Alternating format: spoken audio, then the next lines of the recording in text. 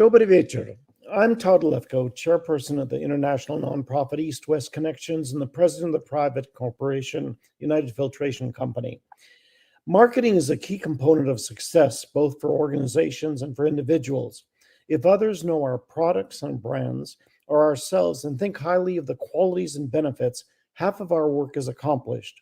Marketing is officially the activities a group takes to promote the buying or selling of a product or service. This includes advertising, selling, and delivering products to others. It defines the business opportunity, potential customers or partners, and the products or services to meet their needs. Build relationships, driving the demand, and communicates corporate or product services and value. It defines what if others know you and what they think of you. Today, we're fortunate to have Michelle Massey, one of the best marketers, event planners, advertisers, and relationship designers I know. She's a marketing executive, an outstanding actress, a top-level jazz singer, but most of all, she's a good person. Michelle Massey serves as the Director of Public Programs and Marketing for the Museum of Russian Art in Minneapolis. In her role, Michelle is responsible for devising and executing programs across various artistic disciplines, including visual arts, music, theater, dance, and literature. Leveraging her strong connections in the creative community and a history of successful collaboration, Michelle crafts innovative programs that not only service the museum's mission, but also engage the local community by increasing awareness and appreciation of the arts. She has a bachelor's degree in music performance and theater from Gustavus Adolphus College and a 2-decade career as a professional performer, singer, and actress, and international entertainment producer. It is my great pleasure to introduce Michelle Massey. Michelle? Hello, everyone. Hello. It is such a pleasure. It is my honor to be with all of you. I want to thank the American Center in Moscow for bringing this particular area into the light. It is something that I'm very passionate about, and I've grown into this career through somewhat of a non-traditional path. So I'm hoping that the things that we talk about, the methods that I've used, the strategies that I use at the museum, which I've learned over time, but with a non-linear career path, hopefully there's something for you to take away in your own strategies as you maybe are marketing yourselves, you're aspirationally thinking about institutions or companies or people that you want to work with, or even the things that you're doing now. So I'm excited for this. Todd, should we start with talking about the museum so that everybody can get the museum so they get a concept, because it's such a brilliant institution. Yes. So the Museum of Russian Art is an American member-supported nonprofit museum in Minneapolis, Minnesota. This is a photo of the exterior. Look at how brilliant it looks in the evening. This picture was actually taken during the pandemic, so it was a very quiet street at the time.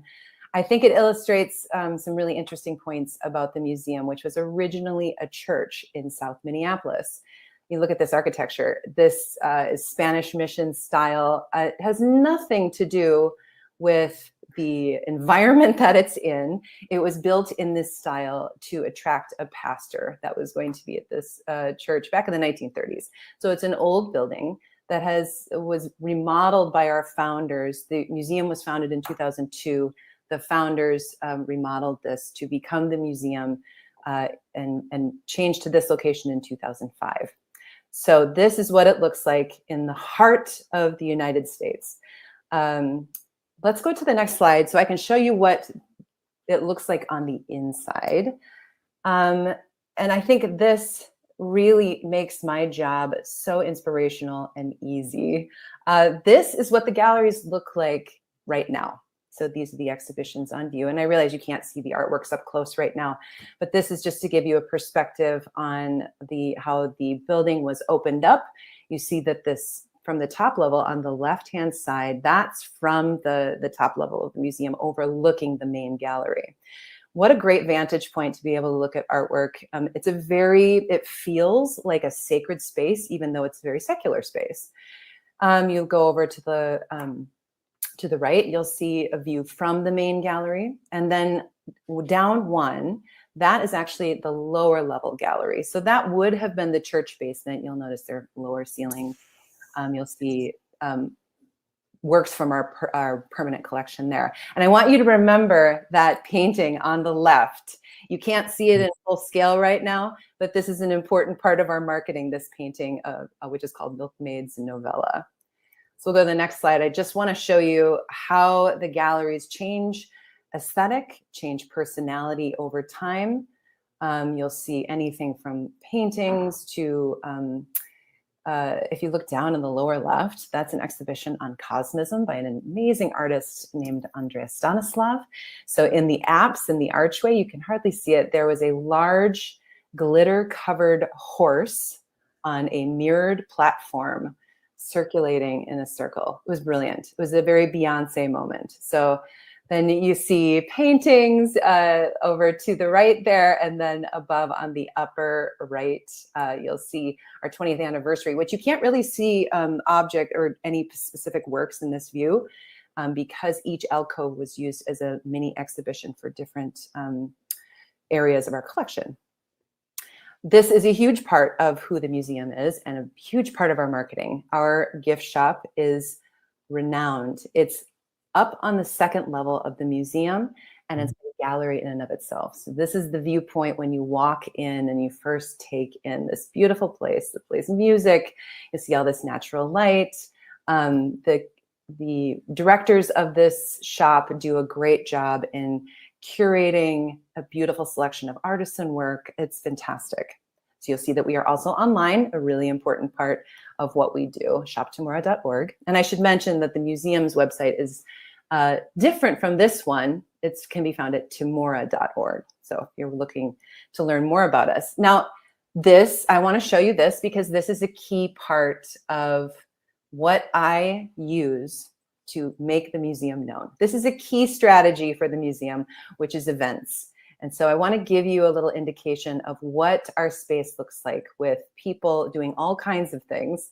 So up on the upper left, you'll see one of the dancers from the Moscow Ballet teaching a bunch of children the trepak. So the Nutcracker comes here every year, and they have a wonderful program that has been, so it's free for a bunch of kids to come and learn dances and meet the ballerinas, and it's great. If you go over to the right, that is a champagne and caviar tasting, a partnership that I was so excited to do with a really well-known partner that does great education and high-level wine events.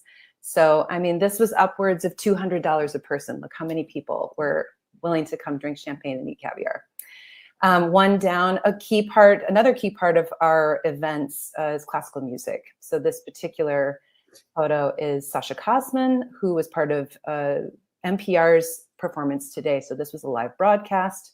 She played a beautiful program of Mittner, and it was fantastic. And then the next photo, we actually have a folk group that is associated with TMORA. This is a big part of our outreach, right? So these women, led by our curator and others, actually study ancient female communal culture pre-Soviet. So this is really interesting for education, and they do programs at the museum.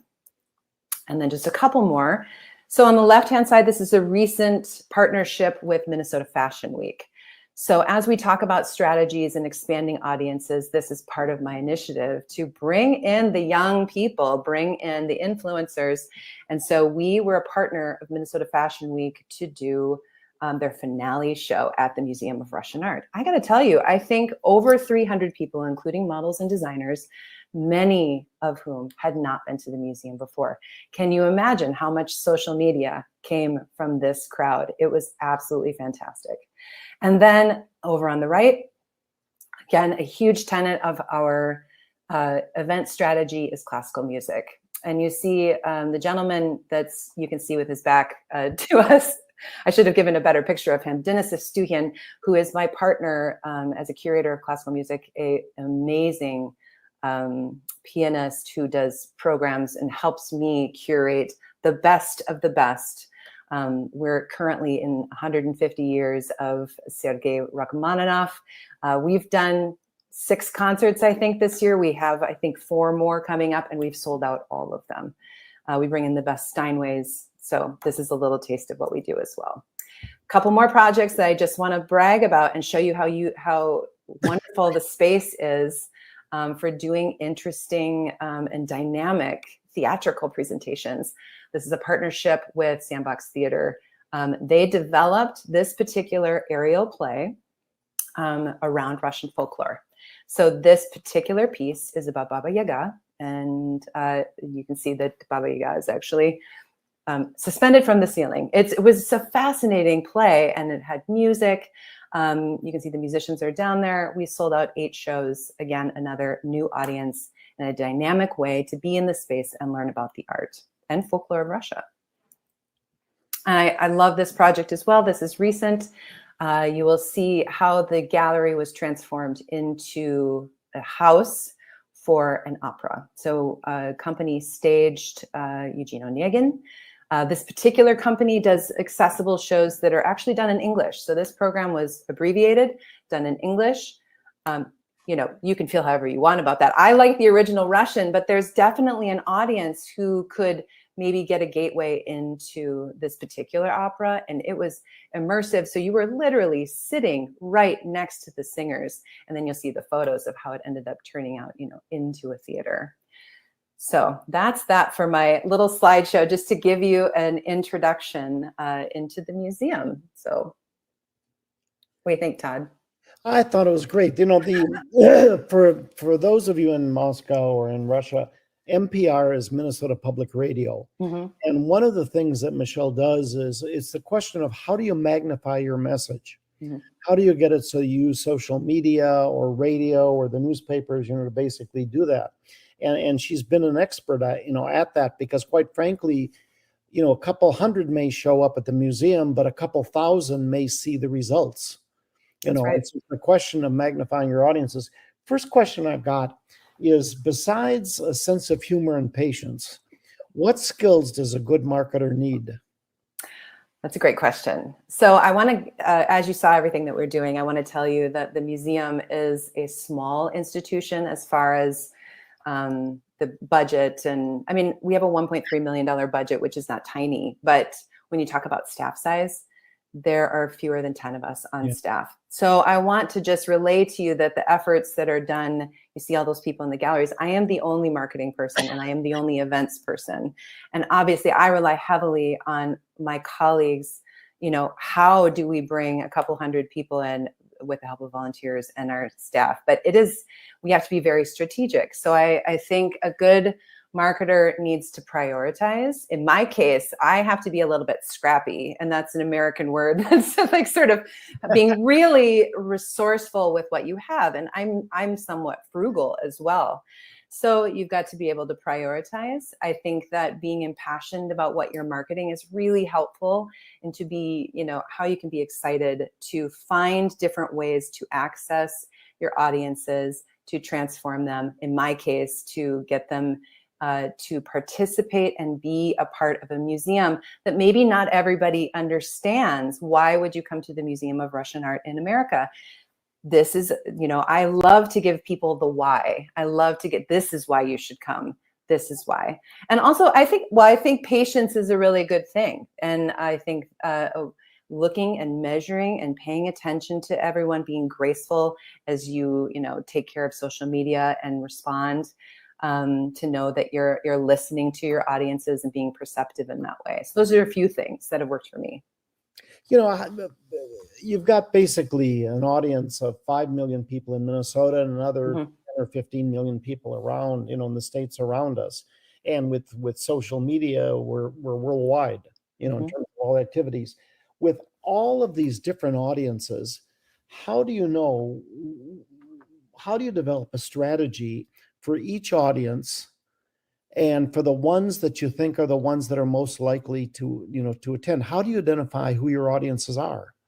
I think of it in sort of like spheres. So the core audience of Minnesotans, the people that are regularly coming to visit, our membership, which is about 1,300 people, so Minnesota, those people that are actually in the galleries. We want to make sure we're taking care of them and using a strategy that is, maybe if we're talking about geofencing and when we use digital marketing to reach those people specifically, right? And then we can plan things that we know that Minnesotans will go to, right?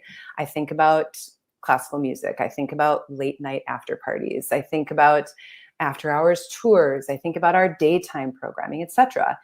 Then you look outward. How is the nation viewing if they go to the website, right? So what can they see digitally?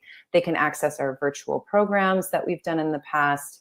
They can see into the galleries through social media. And then, of course, you go internationally and you look at sort of what the museum is doing as a mission and how is that interesting to me as someone in Russia, as someone in Europe, as someone in South America, et cetera, because it's all visible.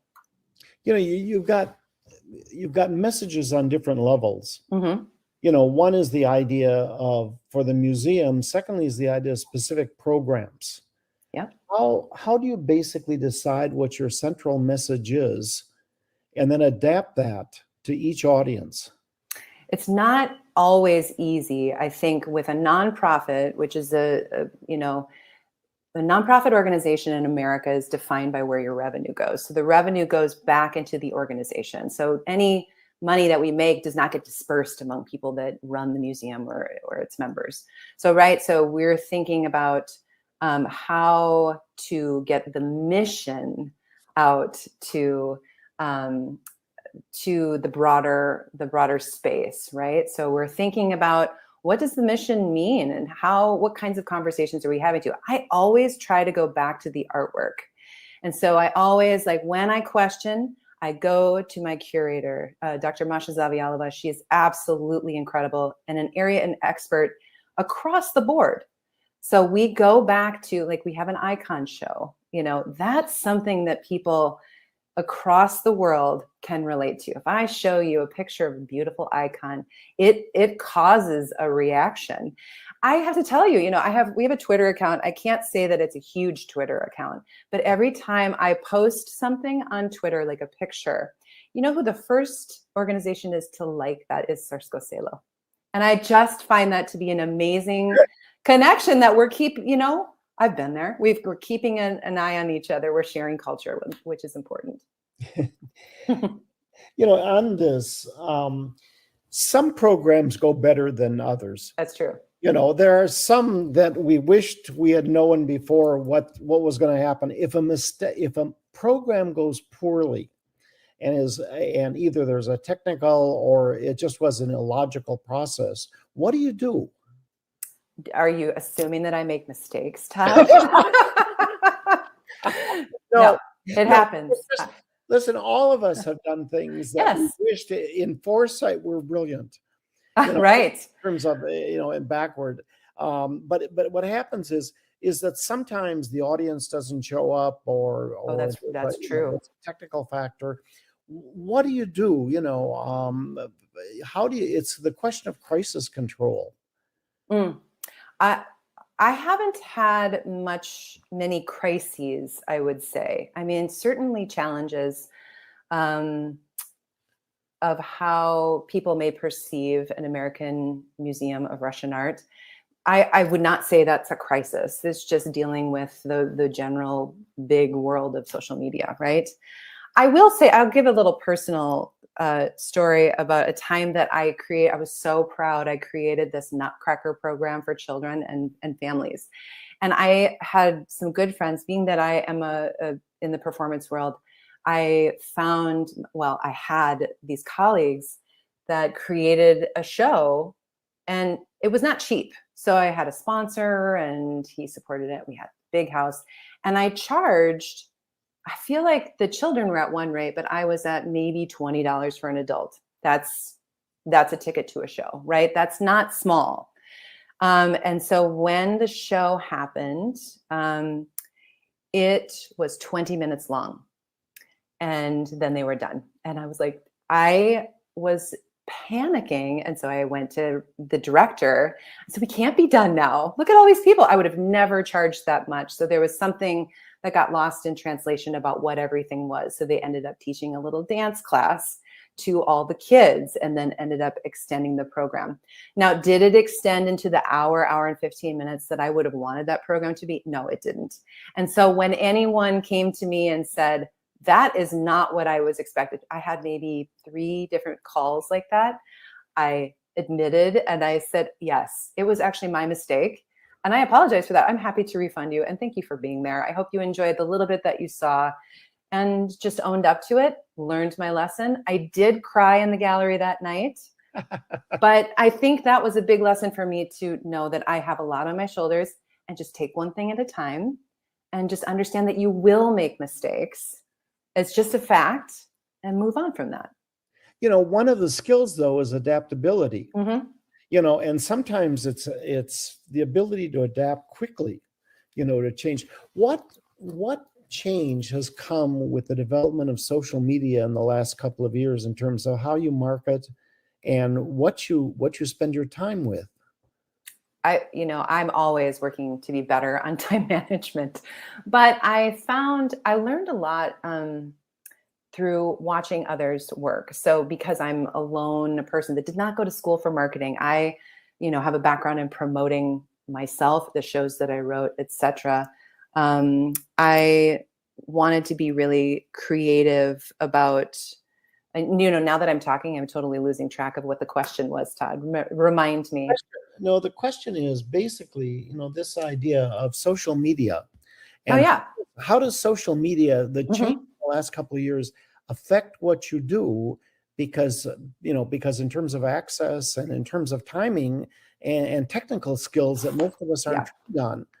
I thank you for reminding me. I think one of the things that I learned about is that it's good to always focus on repetition with social media to capture different angles of artwork, how to be in this space and work more on reels, messaging that way, and to really be dynamic with it and creative. And I do take a lot of inspiration from what younger people are doing with it. Yeah. I learn a lot. Aspirationally, I would love to be on TikTok and whatnot. And that's a goal for me to work with other social media.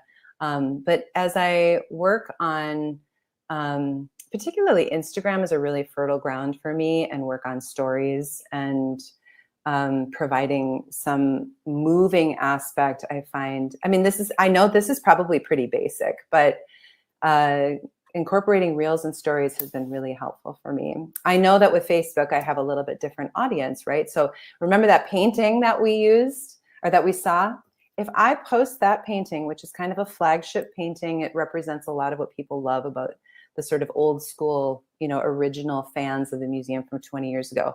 If I put those milkmaids on any social media, it draws instant engagement as sort of a favorite painting. So I kind of spice up those older images and then add information about, again, giving them the why. If they don't know the history of Russia, if they don't know something specific about the artwork, how can I entice them about a certain story of an artist, about the background of a performer, where they were born, etc. I keep thinking of somebody who's juggling 10 balls in the air at once. You're standing there, and I started making a list of gift store sales, arts programming, exhibitions, sponsoring trips, webinars, musical presentation, book discussions, and I probably left out 200 or 300 things. How do you balance all of those? Because everybody wants their event to be central, whether it's gift store or trips, or everything's important. How do you balance all that?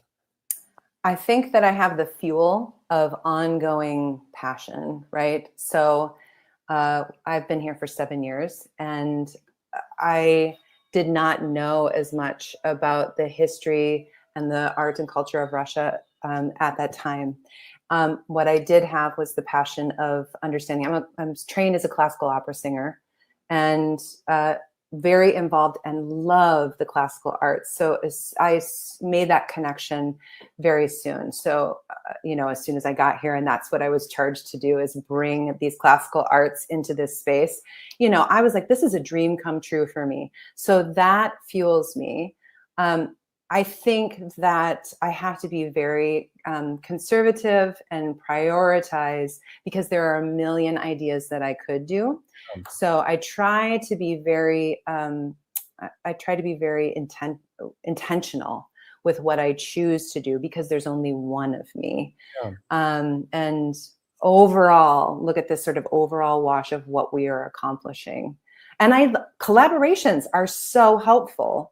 So Todd, you and I do programs together, which means that if East West Connections is putting together an amazing panel, an online program, then I get to help promote that, and that becomes a part of the museum as well. So that's a big part.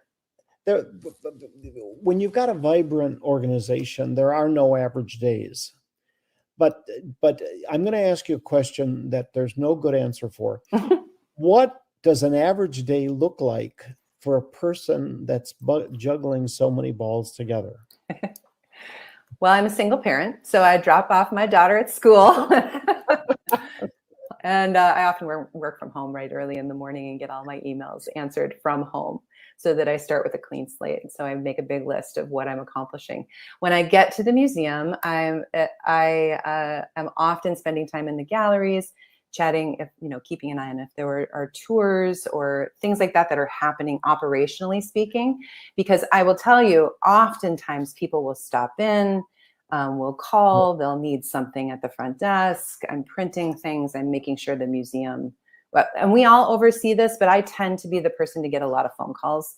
And honestly, it could be a phone call about the bathroom's faucet not working, or somebody has a question about a donation and they can't find the curator, or something like that. So there's operational, and then I always have meetings, whether there's Zoom meetings or people coming in to look at the museum.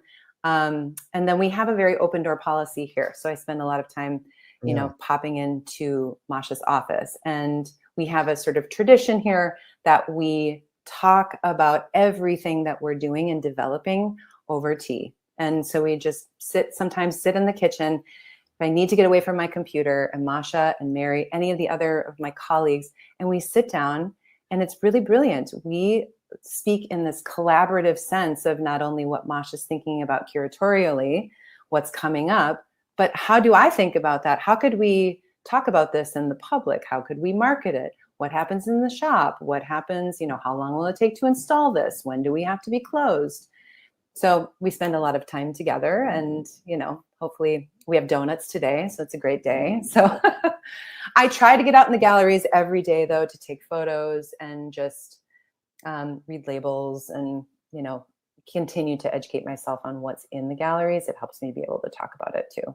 So the secret is making sure there's chai every day, tea. That's the basic. Yeah, many of our colleagues will come in for a meeting, and especially my Russian American friends will come, and Masha will make tea, and we'll do it. It's proper, and everyone loves it. That's just what we do.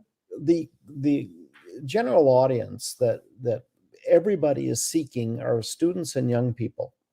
And one of the problems that's happening organizationally across most organizations is they're aging. Yeah. How do you basically bring young people and students into the work, of the programming of the museum?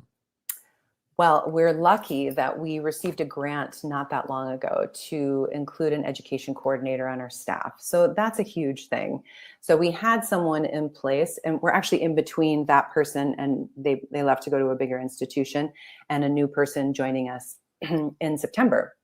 So you're automatically looking at developing and broadening the scope of the kinds of tours and the kinds of field trips, going out into the schools and speaking to the schools. Not every school can afford to do a field trip to the museum, but what if our wonderful teacher or any of us could go to a school to talk to the kids, read a book to them, etc. We have free story times that started with this grant, where kids were getting a book with their story or with their whole event. All of the parents and guardians got in free. So it's this real effort to bring families in, right? So we teach them museum literacy so that we can start them young, so they'll come back, right? Otherwise, students, and we do this with high school students too, honestly. So we want to build a culture of them understanding this history and the artwork. There's the student rate, which makes it really accessible. We also work with other accessibility programs like Museums for All that give free access to folks that are on some sort of assistance programs in the United States. And then we have also added a free Thursday night once a month, which I don't think is just about youth, but it is about offering more access to more people. And so hopefully if they're bringing their kids, I also have to say, it's funny, we have gallery hunts at the front desk, and they're made for kids. More adults will come in and look for all the details, and then they get a sticker at the end. So how can we be an institution when you're talking about maybe art and history that they may not be familiar with? How can we entice them that this is actually, there's so much to learn, there's so much to do. Bring your family, keep coming back. How do you judge program success? Is it numbers? Is it the fact of how much money, the numbers online, the ability to raise support? How do you figure out what was successful? What's your definition? I mean, money is good. So it's good to have. It's not the only thing though. So if I can make a program happen that has a sort of, like, it pays for itself, and then we make some beyond. But let's use, say, classical music programming for an example. So I can fit in this current, and what I'm using for an audience layout. And by the way, we move the artwork and set up those chairs. We bring a Steinway in every time for a concert. So a Steinway will cost a certain amount, over $1,000. The artist or artists will cost a certain amount. And then the ticket sales are actually quite reasonable. So I like to keep them reasonable at $25 for members, $30. This is by and large below what you would pay to see them at an orchestra hall or another venue that specializes in classical music. Some would say that I could charge more. However, I would argue that if you're going to come out to the museum where I don't have a bar and whatnot, and you're sitting on folding chairs, although they are very comfortable, I kind of just want to make this sort of like the go-to place that is of value, right? I feel like it aligns, and we sell out all the time. So I'm still making a profit even with all of those overhead costs. But where's the key? Obviously the shop is open beforehand. We open it an hour beforehand. We have it open now during intermission and afterwards. If we sell, like our last concert, another $1,200, right? So these are good numbers. These are not thousands and thousands of dollars. But then you look at the overall impact of having, the go-to, the best of the best classical music. Everyone refers to it as the gem. Like, this is the place that I go. That improves the overall brand, right? So there's a level of engagement. Now with the story time, that's a free program, right? But if we have 25 kids every single time, well, that looks successful to me. Then are we improving by having more, we measure how many more school kids are coming. We measure how many, like, overall attendance. There's a lot to look at. So how do you get ideas? That once you've got an idea, then how do you organize it? I have a bar in my office, Todd. No, I honestly, this is just part of who I am. I'm always thinking, about the next show, the next thing. And I think this leads into personal relationships. I am a very collaborative kind of person. So when I head into Masha's office, or our director, Mark's office, or our director of retail, Mary, or any one of my colleagues, we sit and we just talk we just brainstorm, right? So no idea is a bad idea. And so then maybe the beginning inspiration becomes something that is doable at the museum, or we sponsor a program out in the community, or we bring an exhibition out in the community, or we bring an artist, etc. So collaborative within. I also go to a lot of shows, and I watch social media, and I go to a lot of museums when I can. And I'm always kind of thinking, how could I make something like this happen? I went to a friend's performance at a movie theater, and they have this French style accordion with strings. It's amazing. Has nothing to do with the museum, but just was beautiful and with precursor to a showing of Amelie. And I just was like, this is the most perfect curated evening.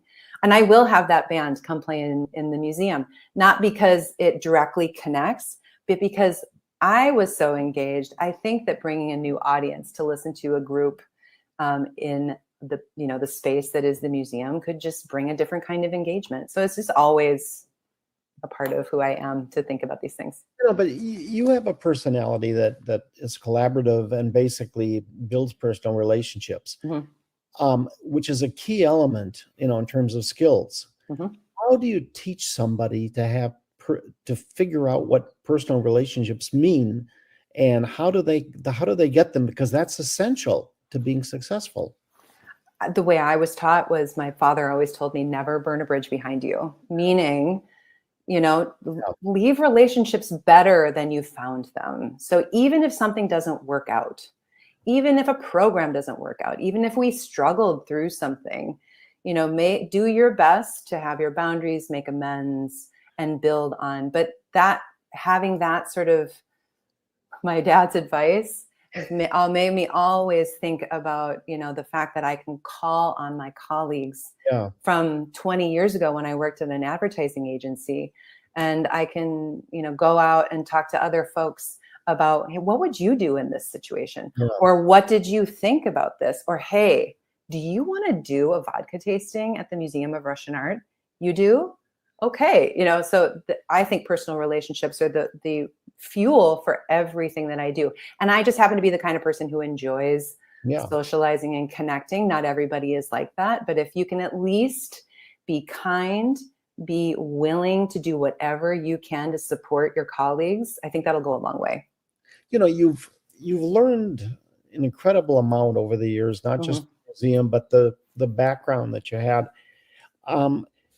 What do you wish you knew then that you know now that have become essential? Because after a while, patterns develop that you just know what will work and what won't. But you didn't know that a lot of those things when you began. What do you wish you had known then? I often say to myself, I wish I would have known that it's okay to start at the beginning. And that means when I was graduated from college, I had this sort of idea of the perfect job that I would be looking for. And I mean, it was something different than where I'm at, right? But, and that was 25 years ago. So don't let perfect be the enemy of good, right? Start at the beginning. When I started at the museum, I was a part-time event coordinator. And so and the director at the time was very specific in how he wanted to do things. So I did his vision, and that was okay. That was what I signed up for. And then I kept going, and I kept learning, and I kept studying what I was involved in, right? So I would get deep into, understanding the art and culture from a really personal perspective. I'm now learning Russian. I've been to Russia. I didn't know any of these things when I started, but it's okay to start at the beginning and then build from there. It's you come at this from a different standpoint that a lot of people that come out of PR and marketing. And you've been a professional performer, a singer and an actress. How do you think that relates to what you're doing? I don't live in a body of someone who went to college for marketing, and working in an agency or whatnot. I have worked in an agency some years ago. I would say that, okay, so I went to college to get this performance degree, start building that career. I ended up at an agency, and I learned a lot from there. What I took away from that is that if I really wanted to make it as a performer, I really needed to have a brand for myself. Now, at that time, it really was not about social media. Dare I say it didn't really exist at that time when I was doing it. So again, it was about creating good work. It was about finding a hook. It was about finding how the stakes were high when I was promoting shows. I could not afford to present shows that would not sell out or do really well.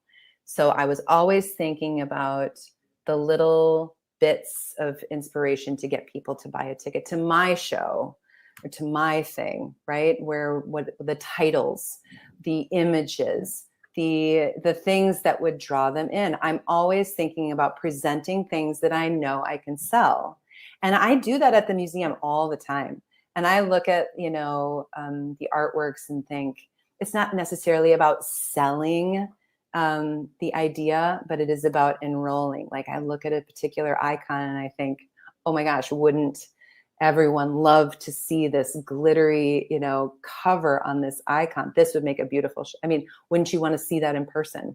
I just tend to think about things in promotional and relational ways. What's the difference? You raise a really central point. What's the difference between marketing for an organization and marketing for yourself? We sometimes forget that we want people in our groups to basically admire us, and that is a form of marketing of how other people think about us and see us as a leader or a contributor or high quality or something like that. Everybody needs to do that. And that is marketing, which is often difficult because if you do it to a certain extent, they think that you're bragging. And Sure. We're taught not to brag. And yet, especially in Minnesota, we're taught to be modest, even though. Yeah, that's not across the board, though. If you look at influencers, that is not a thing, right? We don't talk about that.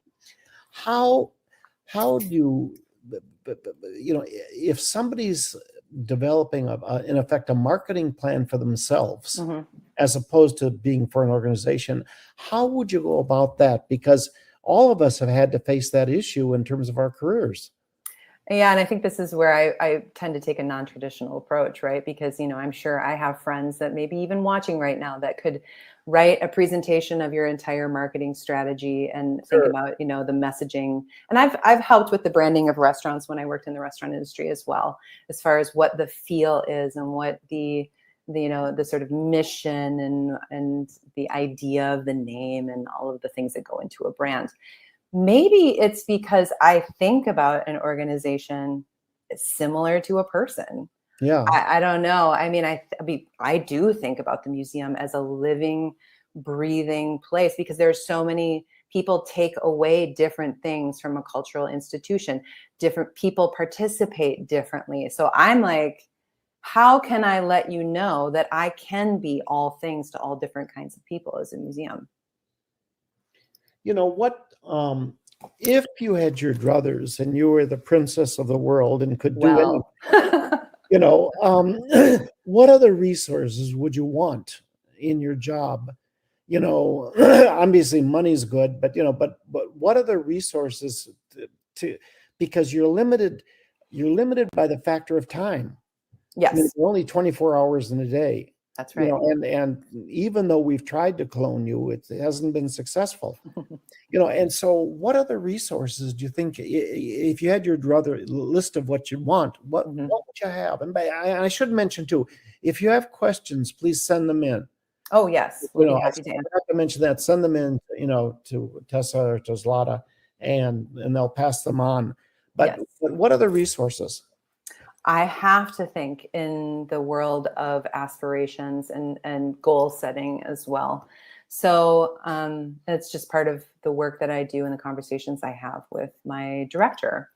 So if I had my druthers, as you said, I would have more people on my team. And I would think about in terms of, say, social media expert that we could work together so the content is dynamic and consistent. I think that would be amazing, right? I've certainly had interns over the time, but I'm interested in a more long-term relationship because the voice, the specific knowledge needed for this particular thing is not, it's not common, I don't think, although there are plenty of people out here who would be able to do it.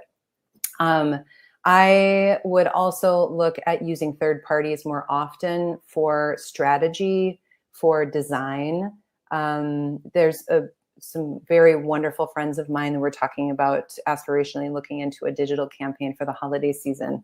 So I don't normally do big media buys, but if I'm talking about putting a specific amount of money into a digital campaign, I'd like it to be something where I can really measure its return.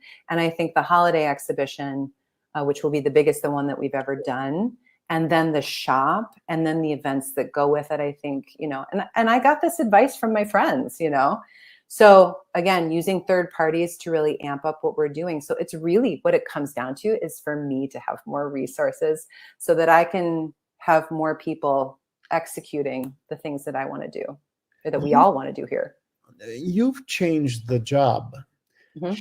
How has the job changed you? Oh, well, like I said, I came here without the knowledge of what I was dealing with. I was here to execute a job and make, fun, fabulous things happen at the museum. I have to tell you, I have been moved, and I don't say this lightly. All of my colleagues that I've met, a number of the, if you don't know, the Twin Cities is a large population of Russian-speaking people, and I have made so many friends in the community that I didn't know before, and so. Like I said, I was able to go to Russia in 2018. I am now learning Russian. And so it changed me. I thought my life was going a certain way. And I still perform, I still sing, and I'm still happy to do that. But this gives me all of that good feeling that I had from my performance career, because I really feel like I have an important mission to share this art and culture with a broader audience. I find great value that I ended up here, and I have no plans on leaving. So when you think about, sometimes jobs become repetitive. Mm-hmm. You're doing the same things, or they become automatic. Most of us that are doing things like this, it's the new things or the creativity, which was really fun. Mm-hmm. Are there certain areas now in terms of the direction, both of the museum and the kinds of strategies that you use, that based upon what you've learned, that you'd want to do for the next, this is my next 5 years, that I want to carry out, that to be my stamp, to be me? Well, I feel fortunate. Again, we're trained not to brag here, but I do feel fortunate. When I was in the room for the Vysotsky Dylan project that we all did together, bringing artists from all over together that was an amazing mission and a beautiful concert. And hopefully we'll be able to share more of that as we are coming up in these next couple of weeks. So I think about that as an example. Now, have I done a number of beautiful concerts in the museum? Yes. Will I ever tire of it? I don't think so. Again, a whole year of Rachmaninoff, and I am not tired, and our audience isn't either. So, so that's the performative stuff. Every time that I'm in a conversation with Masha about what artworks are coming next, what exhibitions we're doing, I am thrilled to think of ways to make things happen. Now, the sort of in the dirt kind of work that I have to do, like setting up tea and cookies, happy to share that duty. I love providing it, but it's a lot. Yeah, the nuts and bolts of an event, I would be happy to share. But as far as being inspired to find transformational activities and ways for people to learn about the museum, I'm not stopping anytime soon. What do you do when you come up with an idea and you think it's brilliant, but nobody else at the museum has the same passion or understanding of what you're trying to do? How, because some ideas are more attractive than others. Yeah. What do you do at that point? Do you drop it, or do you try and approach it from a different way, or what do you do? I try to adapt and comfort my colleagues in there. I will say, looking at those big theatrical presentations that we did, the aerial show and the opera. So what we're talking about is loading in a company for multiple weeks that has to strike, meaning they have to take down that performance every single night so that we can be open as a museum.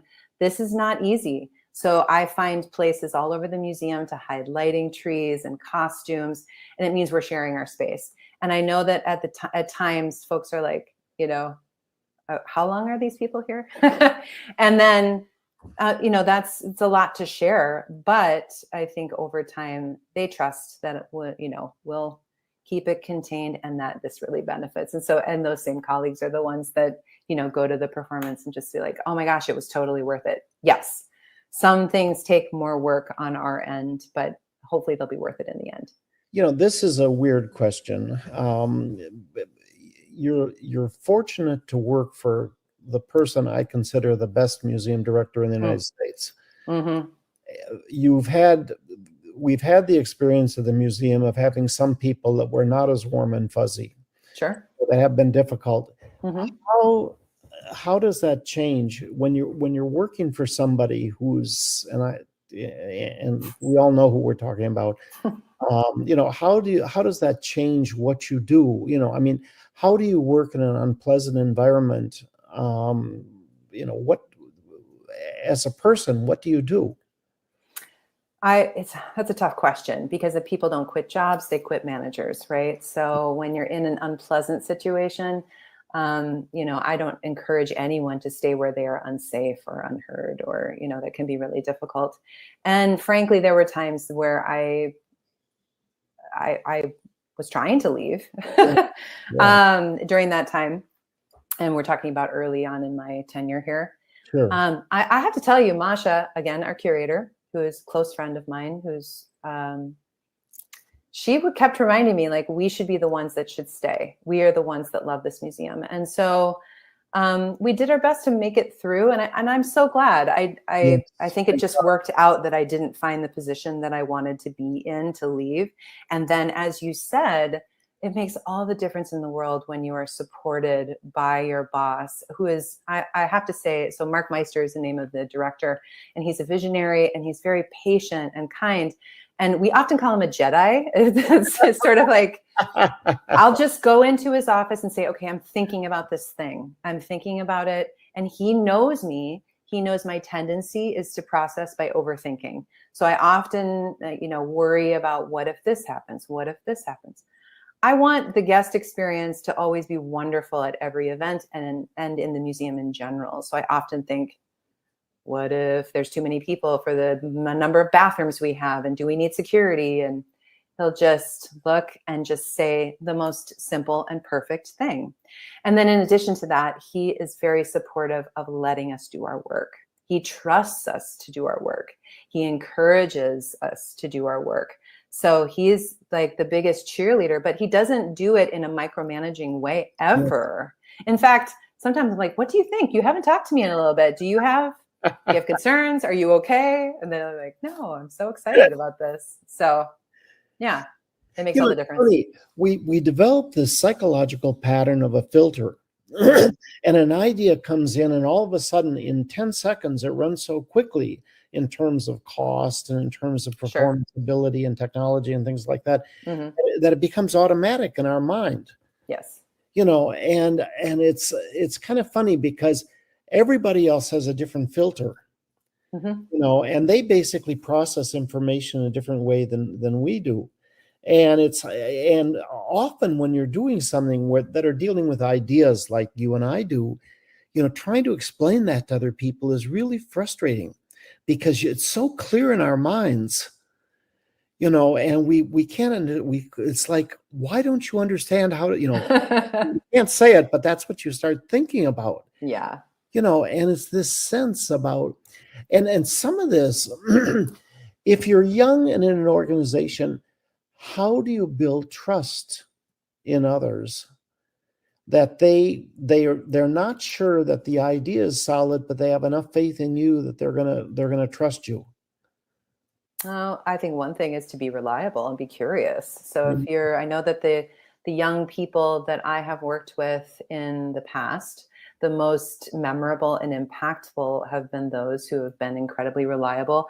Maybe even, what's the word? Like the ones that have sent me a number of emails to do something. Like an intern, I remember very well a particular intern from Yale and because it's just a few of us, sometimes we get a lot of inquiries, and if we don't get back to you right away, this particular woman emailed us 4 different times And I was like, Masha, we need to talk to her. Like, she seems really fantastic. And she was and is, and she came and was an intern. And she, we have a lot of interns, but she was very thoughtful, very reliable, on time, and listened. And then also was willing to share her ideas, and she was okay if they weren't accepted, but it was this sort of youthful curiosity, but also being able to be part of a team. And that's a careful balance. And once you gain the trust of being a person that you want to listen to, in a small institution like this, interns often have a big hand in, say, installations. If you're here and you want to work with us until 1 a.m. and you're curious and knowledgeable and fun, you're going to get a lot of responsibility.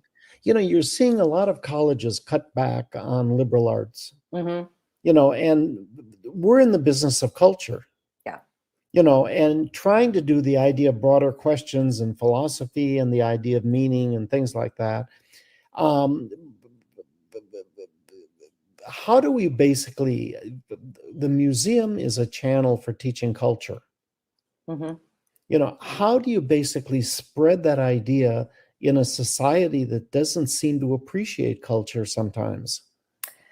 I think it's a constant battle for all of us, but I would argue that constantly being out there as, look, we provide value.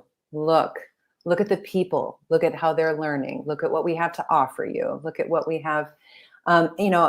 I have a liberal arts education, and it taught me more than just learning to be a singer, right? It taught me how to be a critical thinker. It taught me how to be a well-rounded person. It taught me how to be a good citizen, etc. Wasn't always tangible financially right away. I had to work really hard for it, and I had to work multiple jobs in order to make the things happen that I wanted to. But I feel like a liberal arts education is really important for that. We could get into a long discussion of why that's being dismantled in our country, but I think it's important to keep fighting the good fight to show people what the value is. If somebody wants to be Michelle Massey when they grow up, how would they go about it? Oh gosh, I don't know if I would recommend my path, although it has been fun.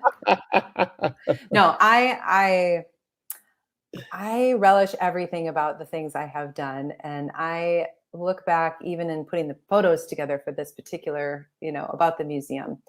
I think that go for your passions, do things that you love to do, say yes, and continue just to be a good friends with people. I call my friends. I work with my friends. Todd is my friend. I guess this is how you be Michelle. I don't know. I have a lot of fun in what I'm doing. I feel like that's what I want to teach my children. Passion. We only have 2 minutes left. I don't see any questions that are coming in unless we must be giving a lot of knowledge here. I would like to say, with, again, as you can probably tell, again, a non-traditional path in a sort of grassroots kind of marketing place, right? Because, as I said, sure, I don't do media buys. I don't have a lot of budget put into print. I do have money that I use, but I'm using exposure. I'm using always the goal of editorial, getting people to write about us, getting people to come in and interview the curator and the director, etc., and having high, remarkable partners, speak well of us, with partnerships with Minnesota Orchestra, etc. I think that hopefully you can see that you don't have to have, you can do this without all the big budget and all the bells and whistles, and this is how you could build a brand for yourself as well.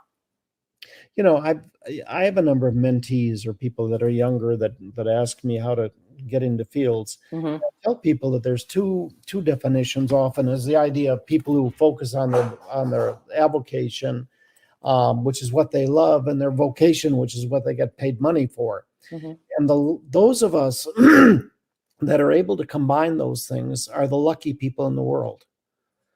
And our time is up, but I want to make the point that the thing to take away from this is that Michelle Massey is lucky because she's combined a number of the elements. And that's basically the lesson here, is that Yes. what you can do is all of us have experiences, and all of us choose experiences and choose friends, and we choose what we choose to do with our lives that become basic in who we become. And this is a model of somebody who helped to shape what she became. And if there's a lesson for all of us, I think it's the idea that maybe enjoying life and producing something is the real lesson that's here. On behalf of Michelle Massey, on behalf of myself, on behalf of the American Center in Moscow, I wish to thank everybody for being here today. We hoped that you enjoyed the program as much as we did producing and doing it. So I want to thank you. Я надеюсь, это хороший день и, может быть, скоро вместе. Большое спасибо. До свидания. Пока. Пока. Пока.